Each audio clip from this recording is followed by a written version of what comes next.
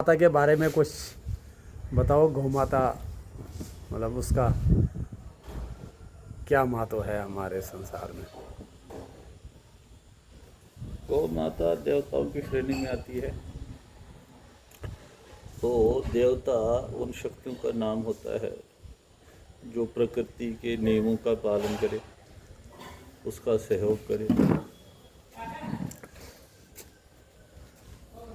और राक्षस उसको बोलते हैं जिससे शरीर का मतलब ह्रास हो, शरीर पे आपत्ति आए, उसको धर्मशास्त्र में पाप मानते हैं और वो राक्षस मानते हैं। उन वृत्तियों को, उन शक्तियों को जो किसी चीज़ को बिगाड़ने में तत्पर रहें और ये जो सृष्टि है इसका संतुलन बिगड़ जाए, ऐसी शक्तियाँ जिनको मतलब आसुर भाव हो, उनको राक्षस कहते हैं। तो गौ माता जब मुताबिक ऋग्वेद कि जब ये सृष्टि भगवान ने शुरू की तो इस इंसान को 4 जानवर से उत्पन्न किया। उसके लिए उससे पहले ही जैसे माता जब गर्भवती होती है कोई स्त्री,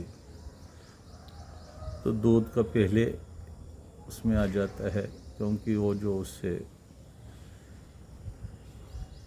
भगवान की आशय होते हैं, कन्या हो पुत्र हो, तो उनको जो पुष्ट करने का एक माध्यम है वो पहले दूध ही होता है। उससे पहले वो कुछ खा नहीं सकता अलावा दूध के। न पानी पी सकता है, न अन्न खा सकता है, कोई भी चीज़ नहीं ले सकता है बिना दूध के। तो दूध जो है भगवान ने इसको पुत्र रूपी ही माना है। अच्छा। क्योंकि जब हम शादी विवाह वगैरह विवाह संस्कार करते हैं वहाँ दूध और चावल का प्रयोग होता है, वर वधू को खिलाते हैं। तो अन्न जो होता है वो बीज रूप है और दूध जो होता है पालन रूप है, उस ईश्वर के रूप। क्योंकि भगवान ने भी बोला है अन्नात् कि अन्न से ही भूत प्राणी की उत्पत्ति होती है। चलो ये बहुत प्राशस होने की वजह से अन्न का रूप आ जाता है, लेकिन अन्न धरती पे नहीं होता है। अन्न पहले देवलोक से एक देव शक्ति प्रभा जिसको हम पर्जन्या बोलते हैं, तो वहाँ से एक यंत्र बन के प्रोसेस में आ जाता है, वो अन्न हो जाता है। जब अन्न हो जाता है तो जब ये पुरुष खाता है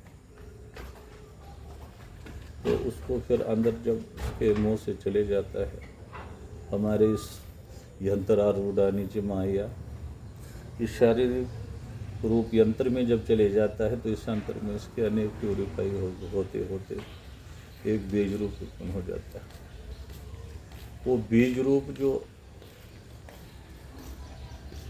शक्ति का स्वरूप स्त्री में जब आहुति हो जाती है तो उत्पत्ति का कारण हो जाता है।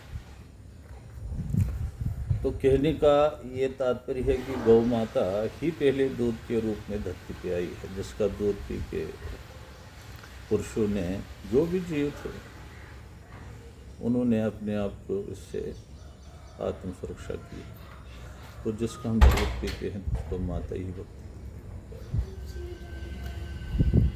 तो भगवान ने गाव ही जगरी तस्मात अजाता अजव्या, जब गाय को उत्पन्न किया, बकरी को उत्पन्न किया, भेड़ को उत्पन्न किया, और ये घोड़े को भी उत्पन्न, चौबही दाता एक ऐसे जानवर का नाम है जिसके दोनों तरफ दांत हैं। बाकी पशुओं के अगली पंक्ति के दांत ऊपर से नहीं होते, लेकिन घोड़े के दोनों तरफ से पूरे होते, उसको चौबही दाता बोलते। तो इस इंसान को निर्वाह के लिए जब अपने पुत्रों को ब्रह्म परमेश्वर ने उत्पन्न किया, अपने संतानों को उत्पन्न किया, इनको सुरक्षा हेतु इस सृष्टि की कायनात में जो भी इसकी ज़रूरत थी उसको उसके साथ में ही भेजना शुरू किया। जैसे हम कहीं बच्चों को कहीं दूसरे स्थान पे भेज देते हैं विद्या के उद्देश्य से, आजीविका की उद्देश्य से, तो हम उनको पीछे से कुछ सहारा भेजते हैं, यार ये आपको खाने के लिए है, ये रहने के लिए रेंट है, ये है फलाना किस्तान है। तो समझो ऐसे ही जो ये संसार उस वासुदेव के जो पुत्र है तो उसके लिए यही प्रबंध है कि उसने पहले ही गाय को नियुक्त किया, क्योंकि दूध की जरूरत थी इसको हर्ष पुष्ट होने के लिए, और उसको माध्यम बनाया है। गाय एक शक्ति स्वरूप है, तो उससे सृष्टि में यानी पालन रूप में, सृजन रूप में जो भी शक्तियाँ हैं वो गाय में विद्यमान है।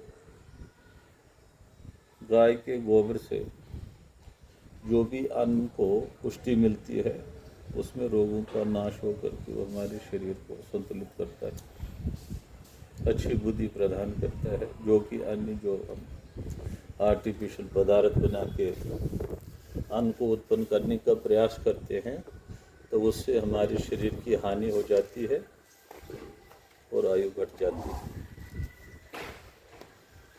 जिस गाय को हम इस वक्त पालन पोषण करने में असहाय समझते हैं या कुछ भी समझते हैं कि इससे हमारा अनिष्ट हो रहा है, यार हमारे कपड़े खराब, ये है वो है, तो समझो अपने आयु का ह्रास कर रहे हैं। तो इंसान रोगों का शिकार हो जाता है। उन्हीं को असंख्य रुद्र बोलते हैं। जब इंसान मर जाता है तो एक स्वरूप होता है ईश्वर, उसको रुद्र बोलते हैं, जो सहारक रूप होता है। तो रुद्रों की माता ही गाय को कहा जाता है, तभी तो रुद्राक्ष जब गौपूजन होता है तो उसके गले में डाला जाता है, क्योंकि रुद्र के निमित्त तो अर्पण है कि इन रुद्र, इन जो हमारी अकाल मृत्यु को प्राप्त करने का ये आसुरी शक्तियाँ हैं उनको हरण करने में गाय का बड़ा रोल है। असंख्याता सहस्राणी यो रुद्रदी भूम्याम तेषाम सहस्र योजने न वो धन। लेकिन वो जब हम यज्ञ करते हैं इन रुद्रों को हटाने के लिए सहस्र योजन, तो वहाँ गाय का ही सब कुछ प्रयोग होता है। घी होता है, दूध होता है, दही होती है, दही होती है। तो यानी रुद्रों की माता गाय। अगर हम गाय की सेवा करते हैं, उसको समझते हैं, तो रुद्र जो होते हैं वो हमसे दूर भागते हैं। रुद्र होते हैं अनेक शक्तियाँ जो इस इंसानी शरीर को हमेशा नष्ट करने का प्रयास करती हैं। वो अकाल मृत्यु किसी भी रूप में हो, एक्सीडेंटल हो, और ख़ासकर इसमें ज़्यादा रोल होता है बीमारियों का, कि जो आज तक जितनी भी विज्ञान साइंस वगैरह है ये इसमें असफल हुई है कि रोग कितने हैं और इनका निदान क्या है। इसलिए ये असंख्य है। तो असंख्य रोगों का नाश करने का एक ही माध्यम है कि गाय की सेवा, गाय पालो है। गाय पालो। शास्त्रों में लिखा है कि जब हम सुबह गाय का वो गौशाला जो उसका रहने का स्थान है वो खोलते हैं, तो उसका जो श्वास होता है वो जब हमारे शरीर पे पड़ता है तो समस्त बीमारियाँ, जो कीटाणु हमारे शरीर में बीमारी के रूप में रहते हैं, उनका नाश हो जाता है। मतलब वो जो जब गौशाला को दरवाज़ा खोलते हैं हम, हाँ, जिसका भाप अंदर होता है, अंदर होता है। तभी तो हमारे ऋषि मुनि जहाँ भी कहीं यज्ञ का संचालन होता तो गाय गोबर से लेप करवाते, कीटाणु भाग जाते हैं। हाँ, रुद्रगण जो थे वो दूर हो जाते थे, और पुष्टि वाले जो रूप हैं, जो आयु प्रदान करने वाले, वो हमारे नज़दीक आ जाते हैं। तो गाय की महिमा इस सृष्टि में आप गा नहीं सकते हो, क्योंकि इसने ही पहले सृष्टि में इस इंसान का पालन पोषण किया है। इसके पुत्रों को, जिनको हम नंदी बोलते हैं, तो नंदी का रूप आप किसी का भी कोई माध्यम बना सकते हो। हम किसी देवता की पूजा करते हैं तो पत्थर भी आगे रख सकते हैं, तो फिर उस पत्थर को तो एक ही रूप है। लेकिन हम किस रूप में इसकी पूजा करते हैं? जैसे ये माता है, हमने प्रसाद चढ़ाना है, ये कुल देवता है, लेकिन पात्र वही गोल होता है, एक ही। तो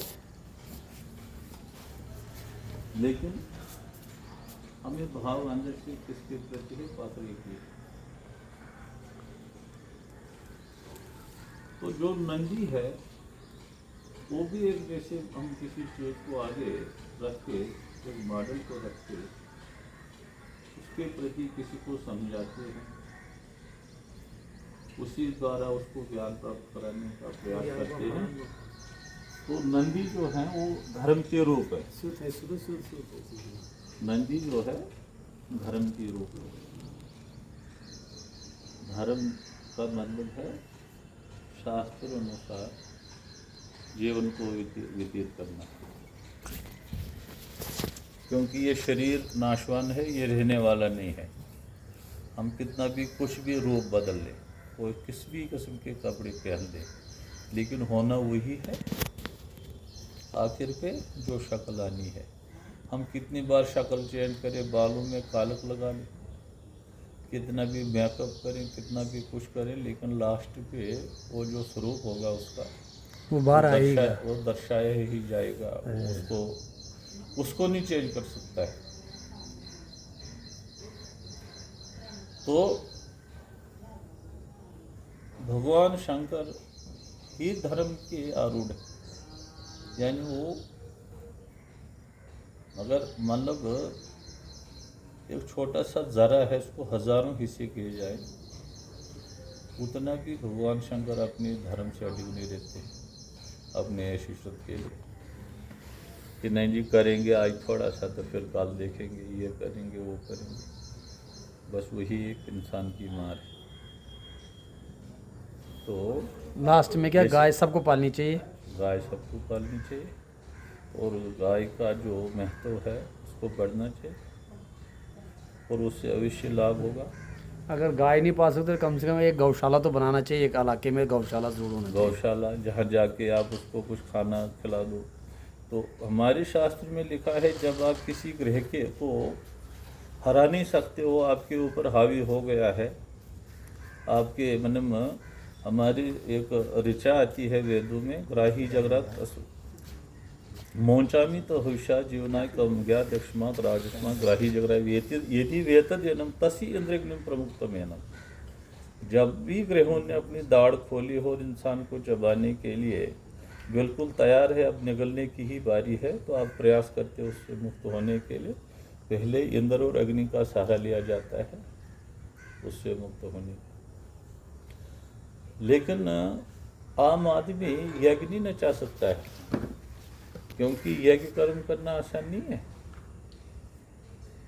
एक ऋचा आती है वेद में, तस्यो दक्षिण अवसर सस्तवा नामता व्यास्वभाव। इस यज्ञ रूपी की अप्सरा, इस यज्ञ की अप्सरा कौन है इसको जो नचा रही है?